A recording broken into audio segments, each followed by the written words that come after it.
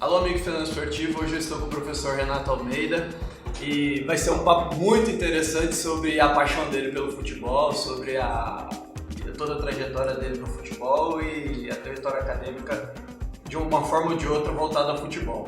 Solta a vinheta.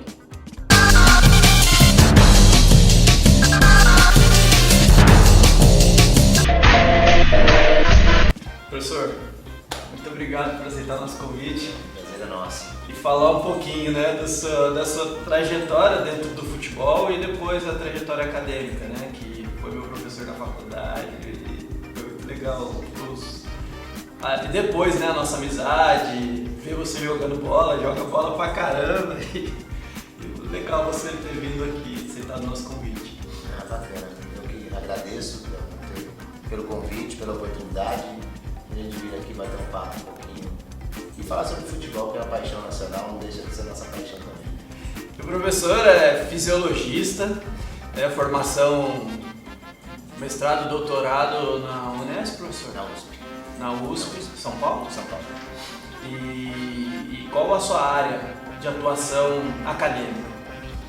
Bom, eu, na verdade, na graduação, né, quando eu estava na graduação, e lá no meu terceiro ano de faculdade, eu decidi ir para a área acadêmica, né, para fazer estudos, enfim. E decidi naquele momento, eu era apaixonado pelo esporte, pelo futebol, e queria ser preparador físico do futebol. Então, eu tentei direcionar mais para a área de fisiologia, que era o que me interessava naquele momento. Mas, enfim, por alguns percalços no meio do caminho, eu acabei mudando e seguindo para a área da saúde. Então, eu fui estudar, na verdade, a neurociência, a neurofisiologia, e trabalhei lá com comportamento animal, com controle de pressão arterial. Então, a minha área de pesquisa acabou seguindo por esse caminho. Mas quando eu cheguei aqui na universidade, surgiram algumas oportunidades de trabalhar com projetos de extensão, enfim, comecei a trabalhar com idosos, e então acabei mudando um pouquinho essa área, né, e acabei trabalhando um pouquinho mais com os projetos sociais, enfim, acabou mudando um pouquinho a minha formação.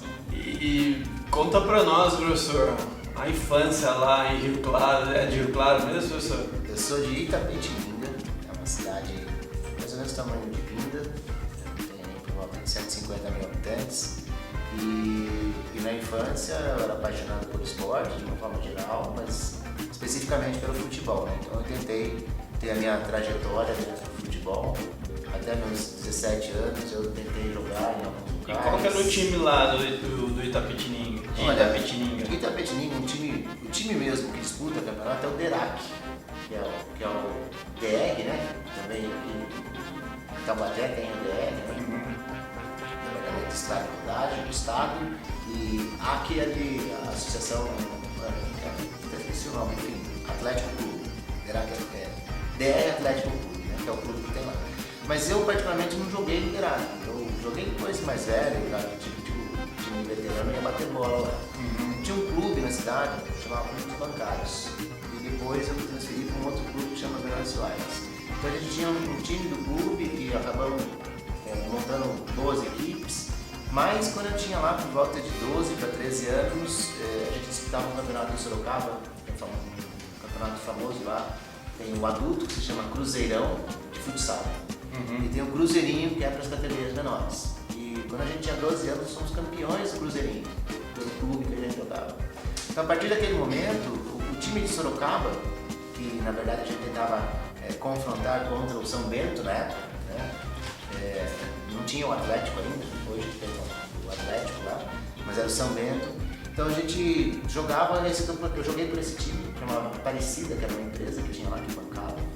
E então eu joguei dos meus 12 para 13 anos até meus 16, 17 anos, eu joguei muito em Sorocaba, né? Tinha uma liga forte lá de futsal.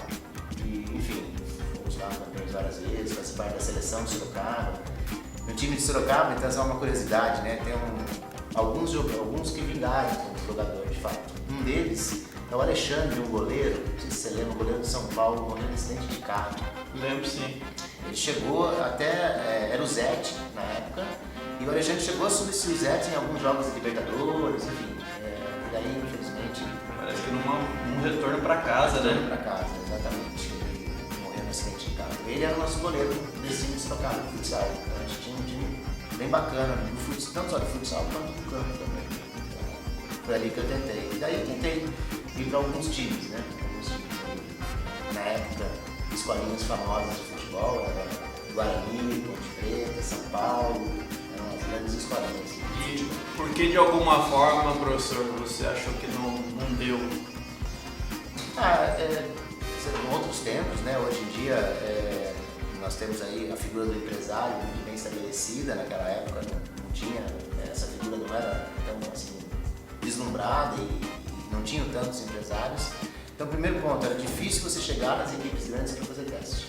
Né? Quando ia era peneira. E peneira você sabe como era, tinha 200, 300 moleques, jogava lá 15 minutos. Se relasse na bola, tava bom. Se relasse na bola, tava bom, exatamente. Então, e na verdade, por eu jogar nesse time que eu jogava no Sorocaba, eles começaram vamos dizer assim, a reconhecer esse time como bons times. Então, por exemplo, no São Paulo me chamaram para ir no São Paulo na época, para eu fazer um teste de verdade, não um peneira. Então, no São Paulo eu fiquei lá 10 dias. Nem tinha ainda, o CT de São Paulo era só um campo. Né? A gente ficava alojado embaixo da arquibancada do Morumbi. Então, eu fiquei lá no Morumbi. Fiz até um treino atrás do gol do Morumbi, né? Foi no campo de fato. Mas, então, fui para São Paulo, no Guarani. Também eu tive uma passagem por lá, treinei alguns dias. O técnico chamava Donizete, não esqueço o nome dele, o técnico do Guarani. São lembranças significativas, né? Sim, ele queria que eu ficasse lá, eu fiquei doente, fiquei muito ruim, meu pai não deixou voltar. E daí é aquela história, né? Passou o cavalo selado, se não subiu, você perdia, né? Então eram outros tempos, né? Aí acabei em Corinthians, Palmeiras, enfim, algumas oportunidades. Daí quando eu tinha 16 para 17, eu falei, olha, não estou querendo mais. Cansou, né? Você ia ter que tentar em alguns times pequenos, ficar rodando e nunca abandonei os estudos, né? Porque meus pais, minha mãe é professora de formação e minha mãe jamais me deixou abandonar os estudos. Então, estava estudando e resolvi, falei, bom, acho que eu prefiro apostar assim, no meu potencial como profissional de alguma área e acabei decidindo ir para a educação física. E dessa decisão, né, a gente vê que o quanto algo fica para trás, mas ainda dá tempo de retomar, né? Mas, por exemplo, a gente vê muitos jogadores, né? Muitas pessoas que vêm aqui pra gente conversar, dá a impressão que ele não deu aquela ligada, né? Fala, poxa, agora. Porque se viveu dentro do esporte, a vida toma outro rumo, né? Sim, sem dúvida. Eu acho que, na verdade, são enormes oportunidades, né? Oportunidades em tudo. Eu digo oportunidades como oportunidade de vida, né? Então, por exemplo, viver no meio do futebol, diversas classes sociais, né? Você aprende a esse convívio. Então, eu acho que quem você é ao longo da vida são as experiências que você vai tendo também ao longo da vida. Então, acho que isso, o esporte tem essa capacidade enorme, né? De nos dar valor, amizade, enfim, essas relações pessoais. Acho que tudo isso é uma construção que você tem ao longo dos anos. Professor, a gente vai fazer um intervalinho e vamos para o segundo tempo do nosso bate-papo.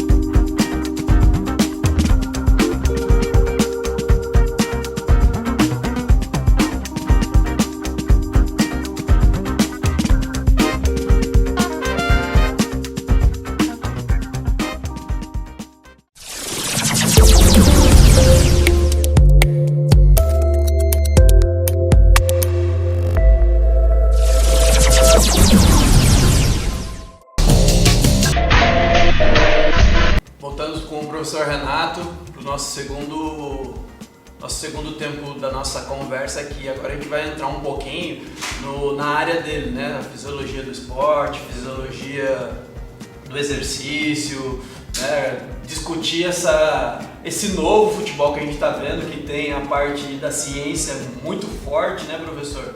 E aí conta um pouquinho, né, de alguns estudos que você vem desenvolvendo aqui, se desenvolve algum estudo na área do futebol ou não, você já teve a possibilidade de fazer alguma coisa, algum TCC, alguma dissertação de mestrado?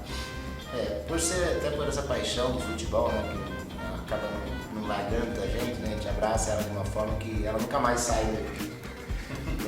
O meu TCC, quando eu fiz faculdade, né?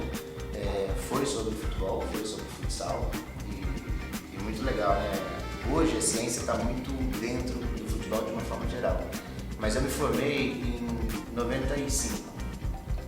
Em 96 eu fui para o Congresso Olímpico, que foi em Atlanta não, desculpa. O Congresso Olímpico foi em Dallas, a Olimpíada foi em Atlanta, em 96. E quando eu fui nesse Congresso Olímpico, os países que investiam em pesquisa com futebol, por exemplo, tinha lá suecos, tinham ingleses, eles conheciam o time do Brasil de 94 de cabo a rabo, todo mundo. O que fazia, quanto corria, quanto tocava na bola, quantas vezes tinha definição no jogo. Então tudo hoje que a gente vê dessa estatística, lá em 94, lá fora, eles já estavam preocupados com isso, né? E eu acho que é isso que eles tentavam chegar mais próximo do nosso futebol, né? Para que conseguissem bons resultados. Então, enfim, né? Só para falar assim, pesquisa com futebol eu sempre gostei. E com relação à minha área de pesquisa como pesquisador, eu não trabalho com futebol especificamente, né? Porém, às vezes acontece, né? Você sabe disso na faculdade, aparecem alguns alunos que são curiosos por esse assunto e acabam vindo conversar com a gente. Então, em alguns momentos eu ainda faço algumas coisas com relação ao futebol, mas não é, né? Vamos dizer assim, a minha linha de pesquisa que eu realmente é bem a paixão, né, professor? É a paixão, exatamente. Tem algum time, professor, do coração? Eu sou São Paulino, desde pequeno, nós, sempre torci pelo São Paulo, mas tá difícil, né? Tá difícil torcer por esse time. Tá complicado. E, professor, conta pra nós aqui os avanços assim que você observa em partes fisiológicas do jogo. O jogo ficou muito mais veloz da época que você jogava, né? Em 80 e pouco lá. Sem dúvida, né? É só você pegar estatisticamente o quanto, vamos dizer assim, quem mais corre em campo são os alas e os meio-campos, são os que mais correm.